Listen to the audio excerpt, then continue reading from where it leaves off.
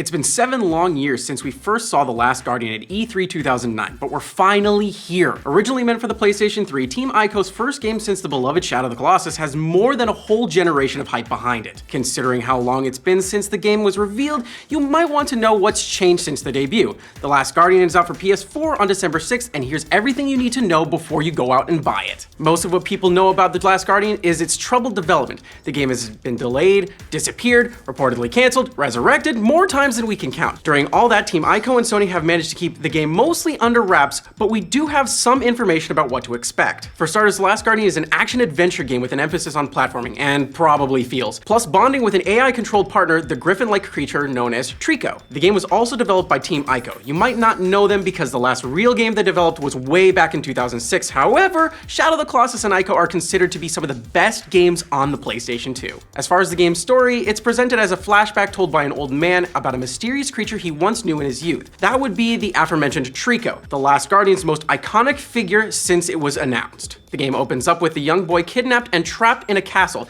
As he begins to make his escape, he comes across a similarly imprisoned Trico. After freeing the animal, the two team up to escape the mysterious kidnappers, a legion of shadow guards who will pursue you across a number of harrowing environments. To get your way out of trouble, you're going to need to work together with Trico to solve puzzles and overcome obstacles. The game basically repeats the same pattern: solve your way out of room, then figure out how to get Trico to follow you. The problem is, Trico has a mind of his own, and much like any animal, will do what he wants rather than what you want. Sometimes you may have to solve a puzzle by grabbing his interest with an object or luring to where you want him to be. Sometimes he'll just lay down and fall asleep instead of helping. But eventually he'll grow to like you more and will start listening to your commands more quickly. Before that happens, he'll have to trust you, which comes by caring for his wounds, feeding him, understanding his mood, which can be determined by his eye color. Over time, you'll be able to scale him to reach new heights or ride him to find new areas. According to the game's director, each player might have a slightly different Trico based on how you choose to interact with him. From early reports, the game definitely controls much in the way of former Team Ico games do,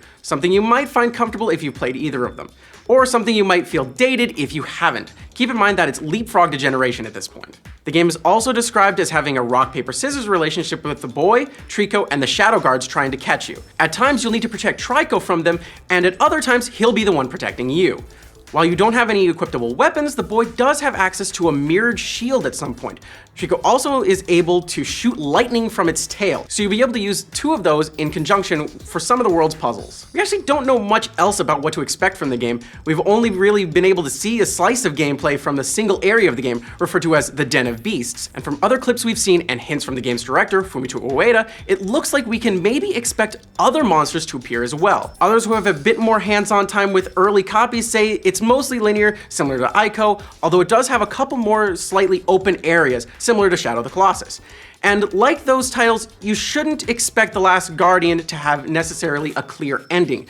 Ueda has said that the game's story is meant to be open-ended for the fans to figure out. So either way, expect to be debating this one for a very long time. That caps about everything we know about The Last Guardian. How many of you will be planning to get this game when it finally comes out on Tuesday? Let us know in the comments, and be sure to check our other videos on the Know Before You Go series.